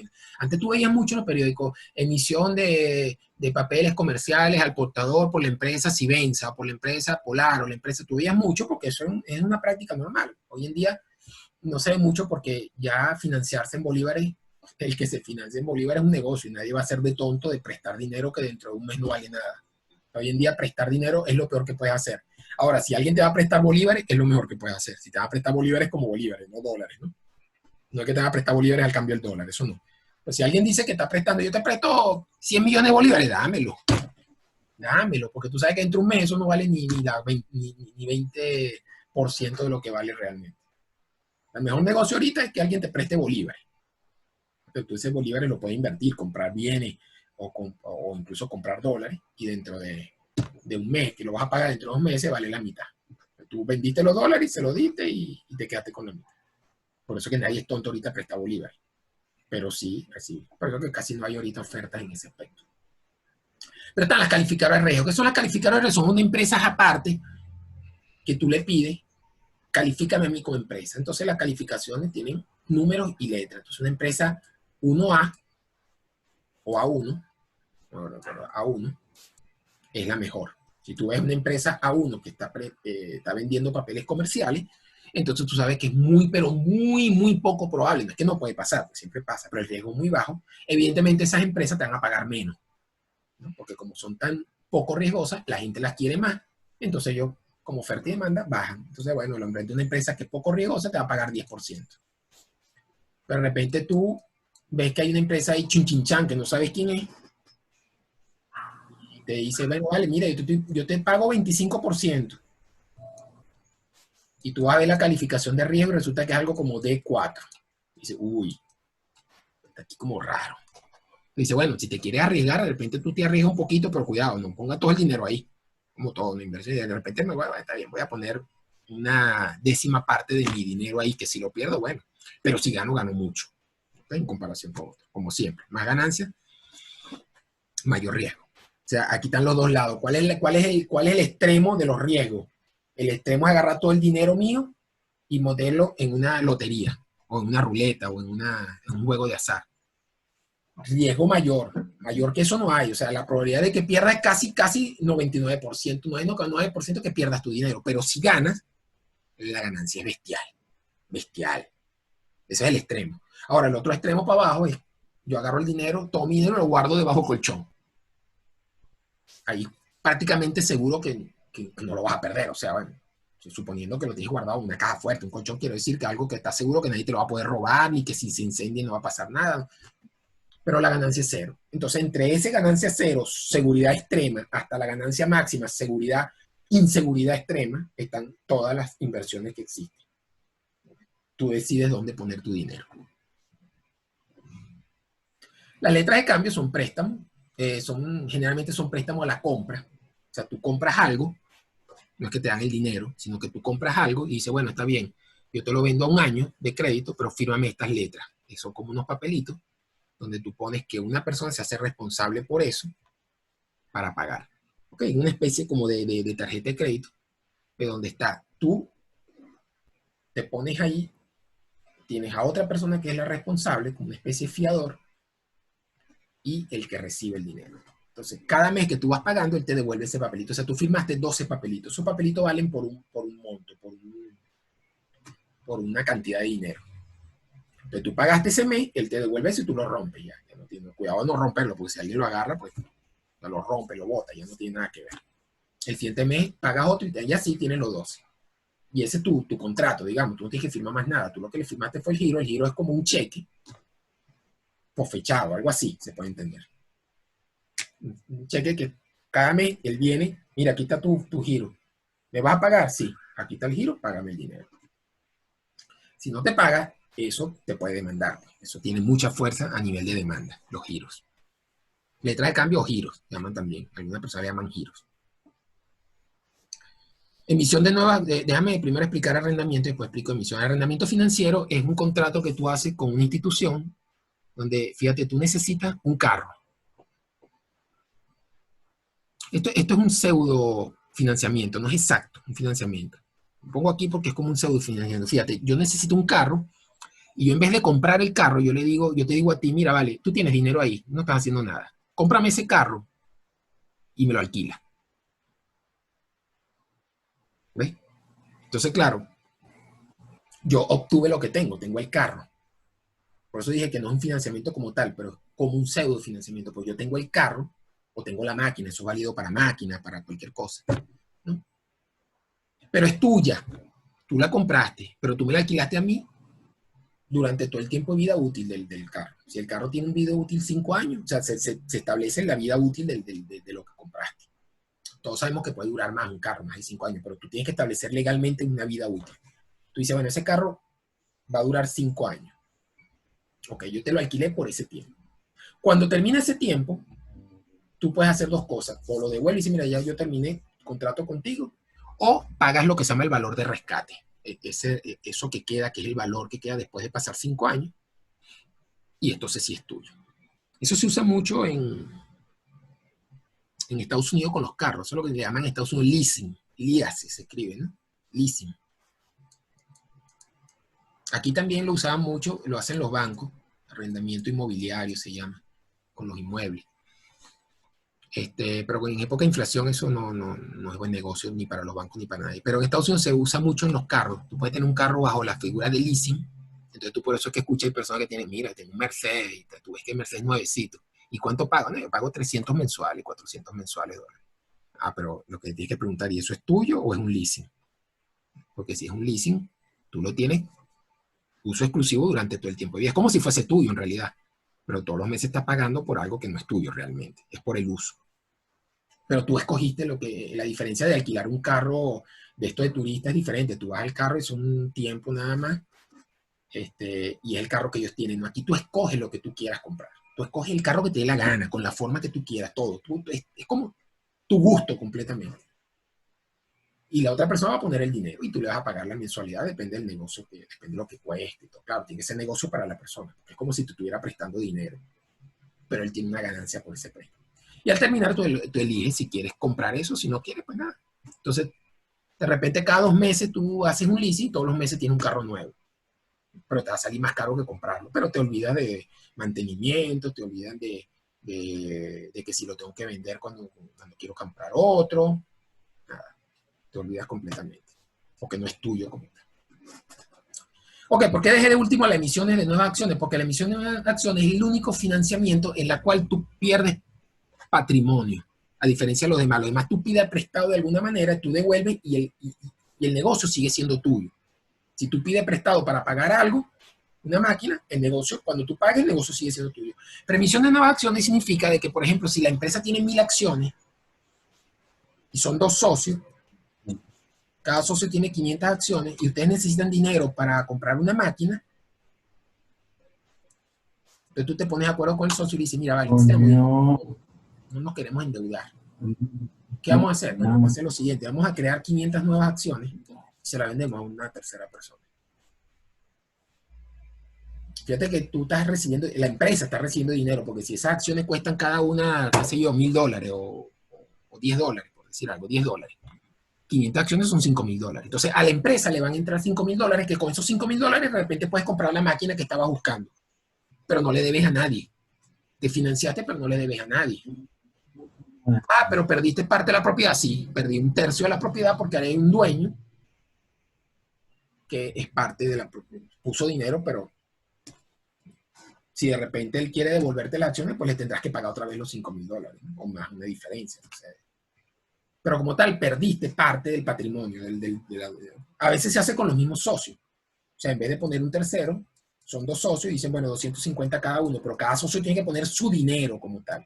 Es la misma figura. Si tú tienes dinero, tú se lo estás dando a la empresa. O sea, la empresa es más grande, tiene más capital, pero no se financió, no tiene que pagar nada. ¿Okay? Esa es la forma de ese tipo de financiamiento. Bien. ¿Alguna pregunta? Sí. Exactamente, eso. Voy a hablar ahora de presupuesto. Sí, es la última parte. Okay, entonces, presupuesto dentro de la finanza es planificar entonces lo que tú vas a hacer durante un tiempo. Es una planificación, como hemos visto, esta es una planificación, pero de la parte financiera. Entonces tú dentro de cada año, lo lógico es que la empresa diga, bueno, mira, este año vamos a invertir en un vehículo. Entonces tú dices, dentro de tu presupuesto, tú tienes que contemplar el gasto para un vehículo. porque dice, bueno, mira, ya necesitamos otro camión porque las ventas están subiendo y tengo que repartir más, etcétera, etcétera. Bueno, que este año vamos a comprar una oficina nueva. Entonces, bueno, este año vamos a invertir en materia prima, o vamos a invertir en un nuevo producto, o vamos a ampliar tal área. Cualquier cosa tú lo planificas dentro del presupuesto. Entonces, en el presupuesto tú vas a hacer todo el conjunto de gastos, pero también vas a poner lo que tú esperas que sea el ingreso, porque tú tienes que basarte en una predicción, o sea, en una aproximación. Evidentemente no podemos saber el futuro, pero sí sabemos, si la empresa ya tiene años operando, más o menos cuál es el comportamiento. Y se supone que las empresas tienen comportamientos similares, salvo excepciones que no podemos prever, como en este caso la pandemia. O sea, si una empresa planificó en el 2019 parecido para el 2020, pues evidentemente toda esa planificación quedó para el piso, ¿no?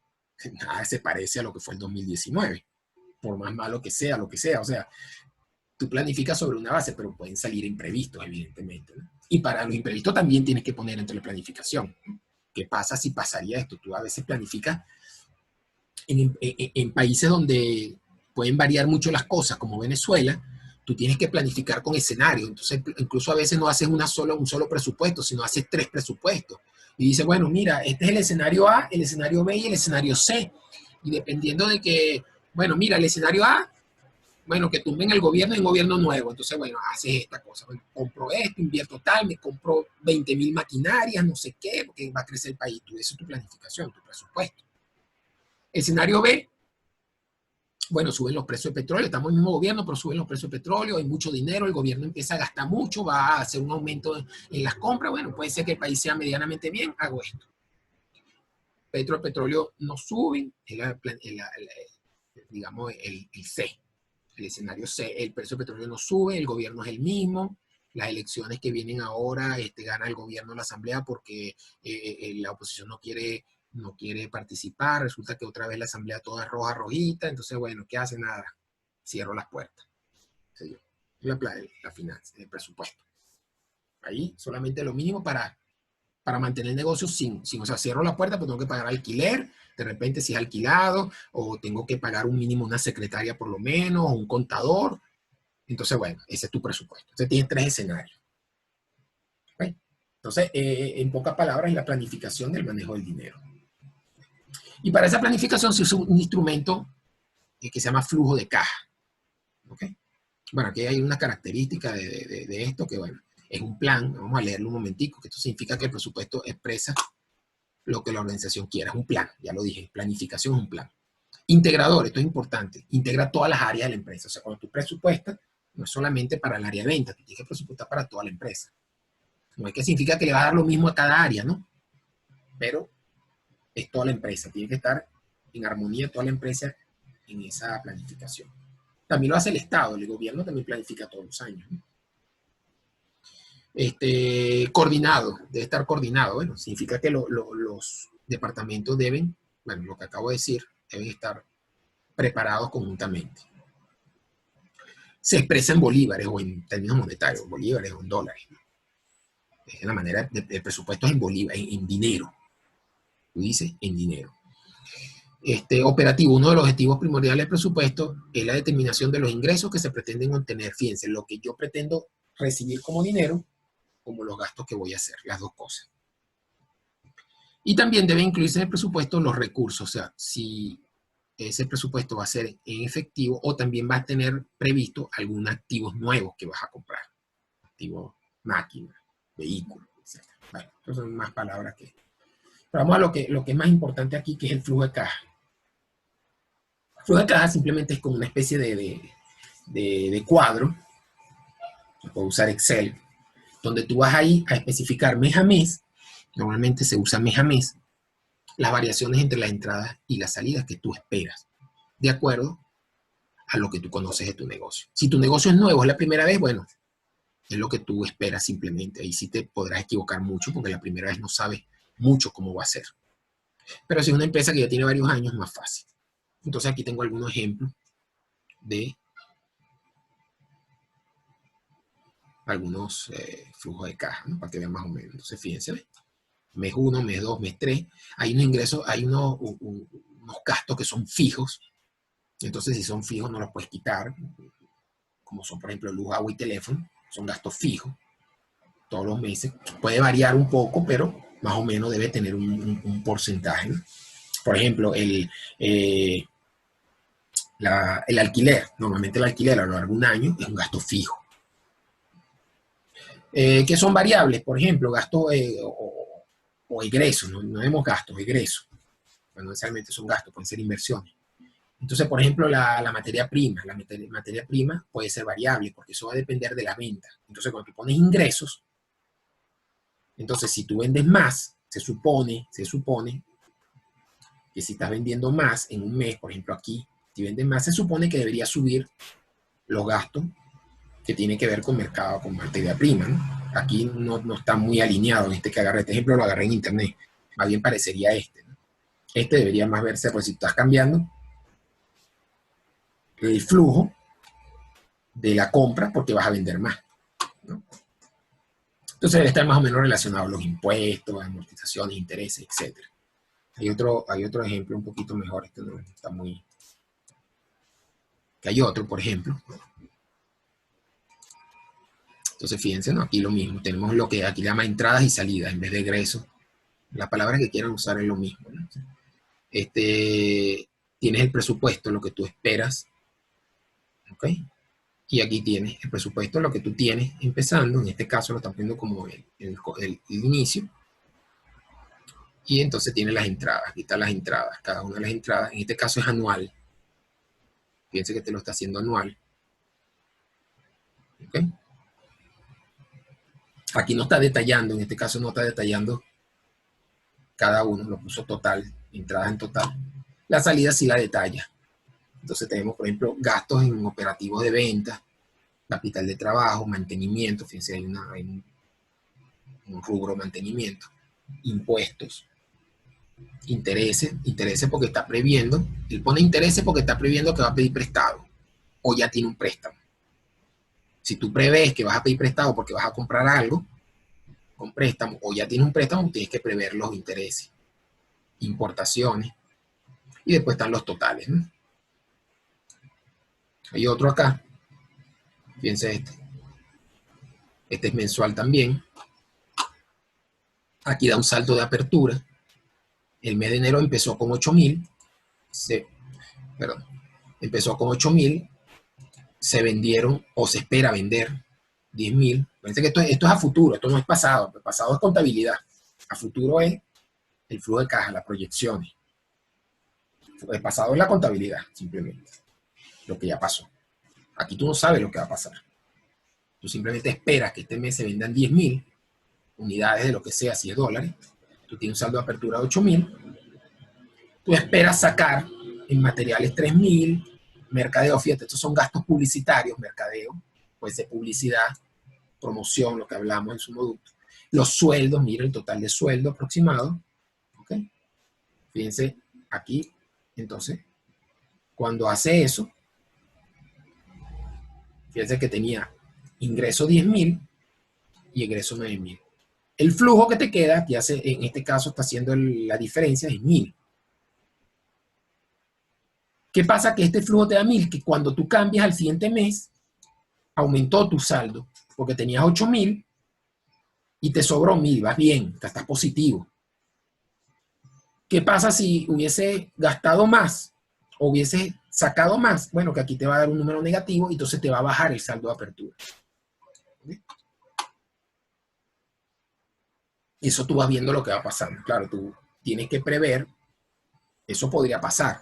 Tú dices, bueno, por ejemplo, una empresa que vende, una librería, que vende una librería papelería, que en la época de inicio de curso, digamos julio, agosto y septiembre, son las épocas que más venden, ahí tiene una curva grande y de repente tú ves que en diciembre o en enero vende muy poco y de repente en enero te va a dar un flujo de caja negativo, o sea, tienes que empezar a sacar de tu saldo. Eso lo tienes que prever, el tipo de negocio que tú tienes. Aquí hay también otro ejemplo. Fíjense que este ejemplo también es mensual. Aquí tiene algo interesante que me gustó de que te pone un grafiquito aquí pequeño. Y te da una imagen gráfica, pues, de cómo se movió eso, ¿no? Entonces, bueno, mira, aquí está más o menos estable, de repente tú ves algo así, pero gráficamente puedes ver algo más rápido que con números. A veces los números no te enseñan, tienes que ponerte con lupa. Pero un grafiquito aquí, claro, aquí está más pequeño porque lo puse, supone que eso está un poco más expandido para que puedas ver el gráfico mejor. Este está muy bien, ¿no? Este me gustó mucho, lo conseguí también en internet. Aquí también te da el saldo inicial, fíjate. Te dan las ventas, ingresos pues de ventas, fíjate, cobros de ventas a crédito lo pone diferente, ¿no? Aquí te está poniendo las ventas en efectivo y te pone la de crédito diferente. Bueno, porque los créditos de repente los quiere ver, quiere separarlo a ver cuánto venden a crédito y cuánto, ¿no? Fíjate, este también, este es un ingreso, pero no es por venta del día a día, sino porque vendió un activo, es que vendió, por ejemplo, un carro que tenía o vendió una máquina que ya no la necesitaba y lo vendió, entonces entra esto, ¿no?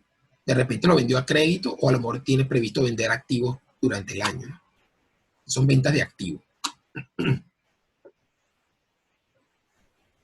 Después tiene los egresos, tiene, mira, pago de nómina, seguridad social, el Instituto Seguro Social, proveedores, impuestos, servicios públicos, pago de alquiler, mantenimiento, pago de publicidad, total egreso.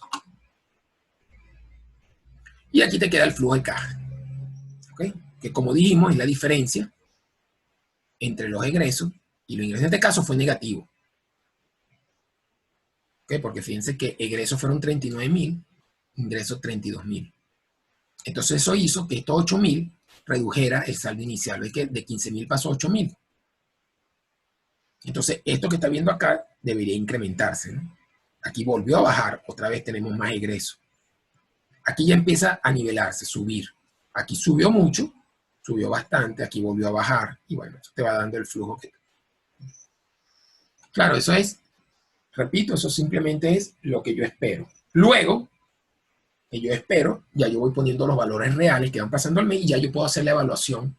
Fíjate, al final del año yo puedo ver, mira, fue tanto lo que dio, tanto la pegamos, cuánto no. Es interesante también hacer los porcentajes, por ejemplo, de esto, del saldo inicial o de los egresos, puedes hacer el porcentaje que hay con respecto a lo que planificaste con lo que fue real. Ahí sí te va a dar el porcentaje, puede ser interesante también. Hay otros rubros como financiamiento, que son ingresos. Aquí lo pone aparte. Hay algunas personas que lo ponen aquí, los ingresos por financiamiento. Aquí lo quiso poner aparte. ¿Okay? Y aquí tiene un flujo de caja financiero. Aquí le suma 5.000 a lo que iba llevando, etc. En este caso es préstamo recibido. Y este es pago y préstamo. Estos son egresos, ¿eh? Vas pagando el préstamo mensualmente.